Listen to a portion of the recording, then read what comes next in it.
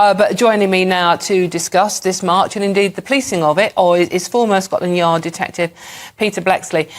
Peter, thank you very much for coming in this afternoon. The march is going ahead.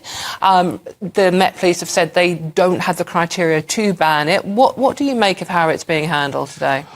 Well, it's been one heck of a week in terms of the build-up to this protest today.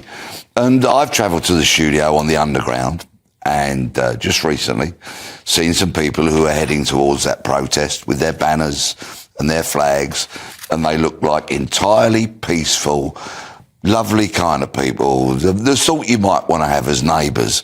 But of course, that doesn't speak for the entirety of this protest, unfortunately.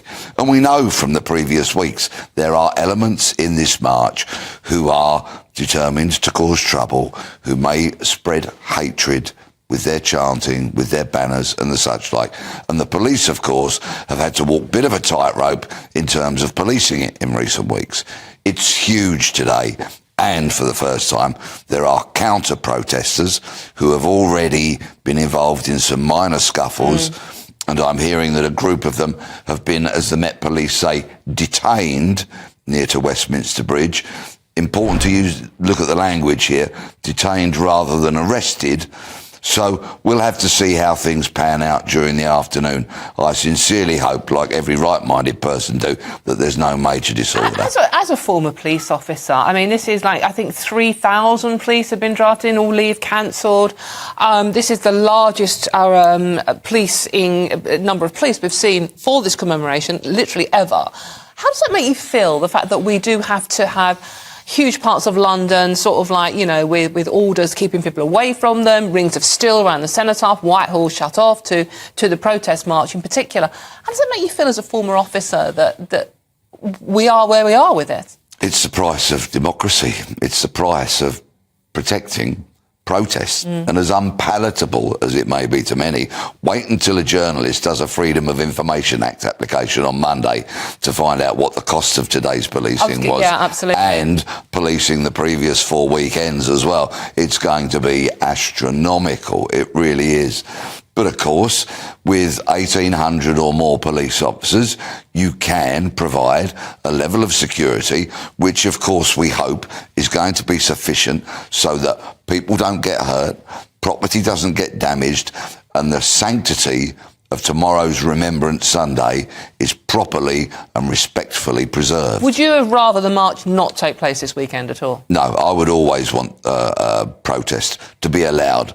That is, of course, unless there's going to be serious disruption and violence, when, of course, a commissioner can go to a Home Secretary and ask for such a march to be banned. You can't ban gatherings. They are almost sacrosanct within human rights legislation.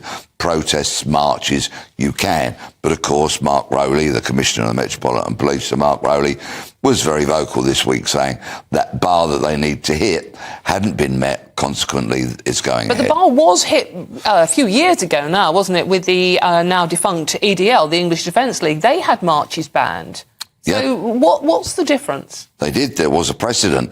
But that bar, in terms of the threat, the real threat, supported by information and intelligence, not just somebody's guesswork, but based on facts, the likelihood was considerable that there would be serious and violent disruption.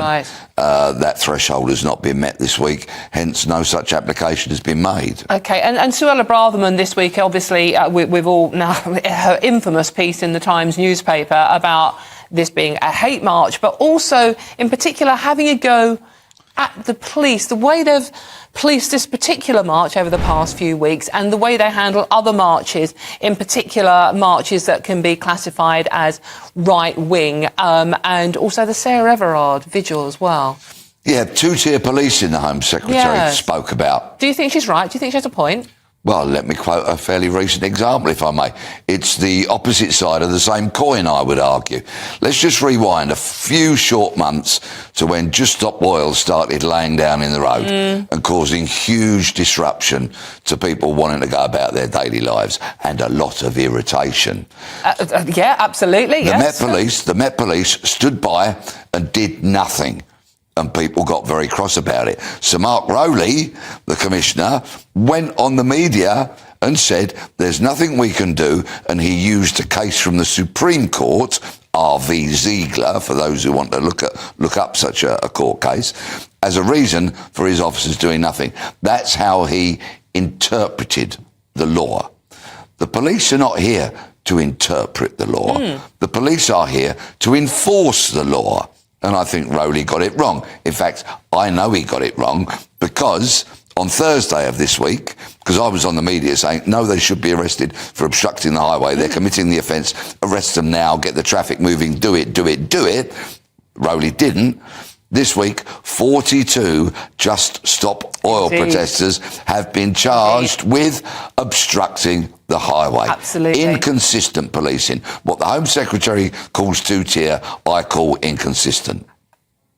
Okay, and obviously the way the policing have handled it, it's very difficult for people on the front line. I mean, Mark Rowley was saying that, you know, if anyone uses the phrase jihad, for example, that they face arrest. I mean, now, if you're an ordinary copper on the front line, I mean, is it down to you to interpret what people are saying and make that decision? It's down to them to enforce it, and look at the trouble the Met got themselves into only last week when one of their advisors, who they've had in the state-of-the-art confidential control room, which is monitoring everything today, Mr. Attic, who was then shown on a 2021 video to be spreading hate.